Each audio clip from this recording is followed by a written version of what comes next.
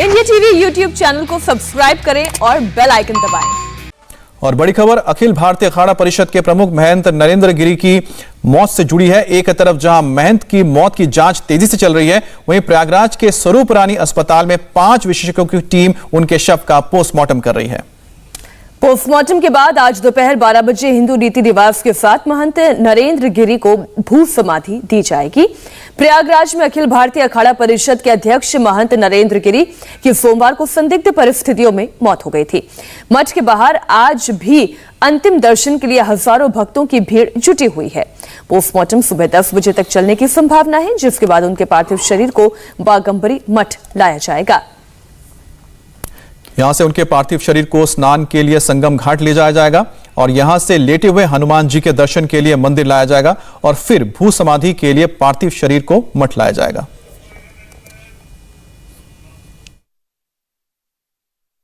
महंत नरेंद्र गिरी का पोस्टमार्टम शुरू हो चुका है स्वरूप रानी अस्पताल प्रयागराज में, और इसी अस्पताल में बाकायदा डॉक्टर्स का पैनल है। 5 डॉक्टर्स का पैनल है, जिसमें एडिशनल सीएमओ के रैंक के अधिकारी को भी तैनात किया गया है। यहाँ पुलिस का जो जमावड़ा है उसको तैनात किया गया है ताकि सुरक्षा व्यवस्था को लेकर के किसी भी तरीके की कोई दिक्कत ना हो सके। इसके अलावा जो एक्सपर्ट्स हैं, फार्मासिस्ट को बुलाया गया है, डॉक्टर्स को बुलाया गया है, और इसके अलावा जो टेक्निकल एक्सपर्ट्स होते हैं किसी भी इस तरीके की पोस्टमार्टम को करने के लिए, निश्चित तौर पर वो सभी लोग अंदर मौजूद हैं। पोस्टमार्टम चल रहा है महंत नरेंद्र गिरी का, और इस पोस्टमार्टम की बाकायदा वीडियोग्राफी भी कराई जाएगी। और वीडियोग्राफी कराने का कारण ये है कि भविष्य में किसी भी तरीके का कोई सवाल ना उठ सके और जो भी चीज़ें हो रही हैं पोस्टमार्टम के दौरान वो सब रिकॉर्ड्स पे रख सकें। और इस पोस्टमार्टम में कॉज ऑफ डेथ क्लियर होगा और ये स्पष्ट होगा कि आखिर मौत की असल वजह क्या है, मौत का एक टेंटेटिव टाइम क्या है, क्योंकि 5:20 के आसपास पुलिस को कॉल किया गया था। तो ये से कम क्लियर हो सकेगा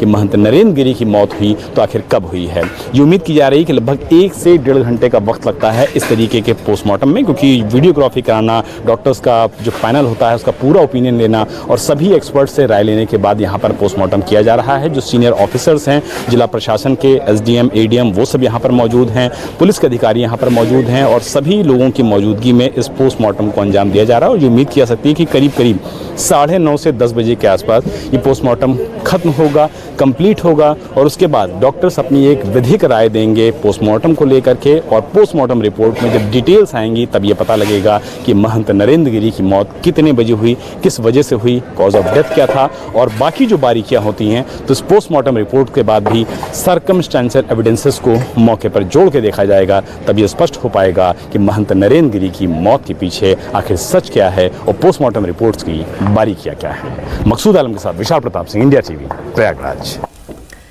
महंत नरेंद्र गिरी के अंतिम दर्शन और भू समाधि के कार्यक्रम में शामिल होने के लिए देश भर से संत प्रयागराज पहुंच रहे हैं। पोस्टमार्टम के बाद उन्हें भू समाधि दी जाएगी। भू समाधि के लिए फिलहाल दोपहर 12 बजे का समय तय किया गया है। नरेंद्र गिरी के बचपन के दोस्त पंडित कृष्णकांत ने बताया कि साधु संतों के जीवन में समाधि का क्या महत्व है और कैसे दी जाती है भू समाधि। आदिकाल से संतों को 2 प्रकार से ब्रह्मलीन किया जाता है, पंचतत्व को में विलीन किया जाता है। पहला तो भू समाधि होती है, ये आदिकाल से परंपरा है। समाधि का अर्थ यह है कि सन्यासी पूरे जीवन निष्काम कर्मयोग करता है, समाज के लिए ही सारे कार्य करता है, और अंत समय उसका मानना ये होता है, हमारे गुरुजनों का मानना ये है कि ये शरीर जो है इस प्रकृति का ऋणी है। तो अंत समय शरीर के लिए समाधिस्थ हो तो इसमें कीड़े पड़े और वो कीड़े अपना आहार करें, ताकि ये शरीर इसका पूरा परमार्थ हो। दूसरा, समाधि का एक मार्ग जल समाधि भी है। तो महाराज श्री ने इच्छा जाहिर की है कि मेरी भू समाधि हो, उसकी तैयारी होगी। मैं तो अभी आ रहा हूँ देहरादून से ही। और जल समाधि का अर्थ यह है कि हमारे शरीर, जैसा मैंने अभी कहा, हमारे शरीर से न जाने अनजाने में कई गलतियां भी हो जाती हैं। तो भू समाधि के बाद अखिल भारतीय अखाड़ा परिषद की बैठक होने वाली है और इस बैठक में नए अध्यक्ष का ऐलान होगा। बैठक प्रयागराज के जूना अखाड़े में दोपहर 12 बजे के बाद होगी। अखिल भारतीय अखाड़ा परिषद के अध्यक्ष महंत नरेंद्र गिरी की मौत के बाद अध्यक्ष पद खाली है। अब इस पद के लिए नए नामों की चर्चा चल रही है। उधर श्री बागंबरी मठ को कौन संभालेगा, इस पर भी आज फैसला हो सकता है और पुलिस को मौके पर मिले सुसाइड नोट में नरेंद्र गिरी ने अपने शिष्य बलवीर गिरी को अपना उत्तराधिकारी बनाने की बात कही है। इसके साथ ही अखाड़े के पदाधिकारियों से उन्हें सहयोग करने की भी अपील की।